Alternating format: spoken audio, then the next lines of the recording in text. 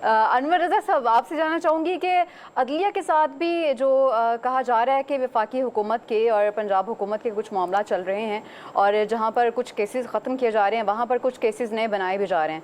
अब जहाँ पर सियासी मुज़ाकरात की अगर हम बात करें, सियासी मुज़ाकरात की बात भी बार बार की जाती है, लेकिन नए केसेस के हवाले से नए इक़दाम भी देखने में आ रहे हैं, क्या कहेंगे? देखिए, जो सियासत है ना, उसमें मुकदमा भी वक्त के मुताबिक बनाए जाते हैं। उससे होता क्या है, आपके इदारे को नुकसान पहुंचता है। अगर आप सियासी मुकदमा बारगेनिंग के लिए बनाते हैं तो फिर पब्लिक और हम इस बात को कहने में हक बजानिब होते हैं कि हमारे इदारे जो है पोलिटिसाइज हो चुके हैं।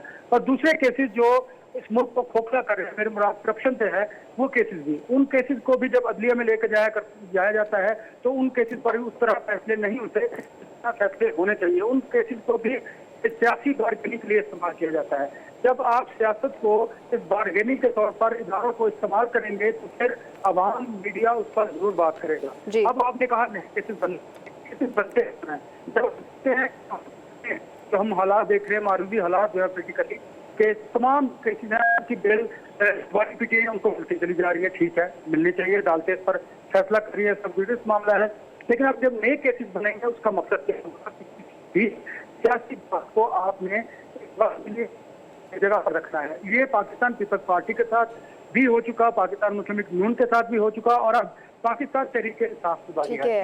ये बात बिल्कुल दुरुस्त है कि जब फैसला साजों को, ताकतवर हलकों को जरूरत पड़ती है तो वो फिर मुलाकात भी करते हैं, बारगेनिंग भी करते हैं। और हमने देखा है, ये तारीख की गवाह है कि जिला वतन फिर इस मुल्क के प्राइम मिनिस्टर भी बनते हैं। लिहाजा सियासत को मैं समझता हूँ कि इस वक्त हुकूमत को सियासत को अलग करना चाहिए। आपको माशी चैलेंजेस हैं, आपने उनका मुकाबला करना है।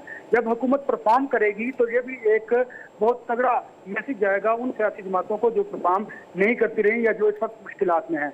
लिहाजा इस पंजाब हुकूमत को, इस वफाकी हुकूमत को अपनी परफॉर्मेंस पर जोर देने की जरूरत है। जब आप काम कर रहे होंगे फिर लोगों को भी आप लीड देंगे तो लोग भूल जाएंगे कि हमें इस जमात का नारा लगाना है। हाँ, एक नैरेटिव है जो सोशल मीडिया पर है, उस पर हुकूमत को, रियासत को काम करने की जरूरत है, क्योंकि हमारे यहाँ बहुत सारी प्रोपेगेंडा, बहुत सारी गलत जो चीजें हैं वो प्रवेल करती हैं और जो सच बात होती है वो दब जाती है। इस पर रियासत को और हुकूमत को मुस्तकिल तौर पर काम करने की जरूरत है। वो कोई भी गवर्नमेंट हो, उसको काम करना पड़ेगा।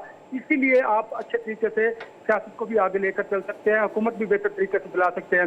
लेकिन ये पॉजिटिव बात डॉक्टर साहब ने दुरुस्त कहा कि हमारे यहाँ पॉजिटिव चीज जो है वो खबर नहीं होती, लेकिन आप कम से कम लोगों को बताइए तो सही। अगर हम नेगेटिव और जो मनफी चीजें होती हैं उसका इजहार करते हैं कि फलां हुकूमत ने ये किया और उसको ऐसा नहीं करना चाहिए, तो फिर हमें इसमें बताना चाहिए कि हमें ये पॉजिटिव चीजें, देखिए चेंज आएगी, तब्दीली आएगी। आवाम जो है, आवाम को रिलीफ चाहिए। जब आवाम को रिलीफ मिलेगा तो मैं समझता हूँ जो माजी में चीजें हैं वो भूल जाएंगे और जो वो सियासी बयानियां हैं जो गलत है या दुरुस्त है उस पर एक बहस की जा सकती है, वो भी कम होगा, उसको भी काउंटर किया जा सकता है। उसे काउंटर करने की बहुत ज्यादा जरूरत है। जिस तरह इकोनॉमी के चैलेंजेस है, इसी तरह ये भी आप इसको सोशल दहशतगर्दी कह सकते हैं। इसकी वजह से जहन साजी होती है हमारी यूथ की, उस जहन साजी को रोकना है।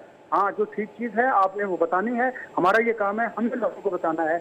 हम और जो गलत चीज है उसको गलत बताना है। इस पर फैसला किसने करना है? इस हुकूमत ने करना है, रियासत ने करना है, ताकतवर हलकों ने करना है। हमने जो असल पिक्चर है वो आवाम के सामने रखनी है, वो सियासतदानों के सामने रखनी है, वो उन फैसला साजों के सामने रखनी है। उस पर तनकीद की होती है जब आप जो हकायक हैं उनको पते पुष्ट रखते हैं और ऐसा बयानिया लेकर आते हैं। आप ये कहना चाह रहे हैं कि परफॉर्मेंस तो हो रही है,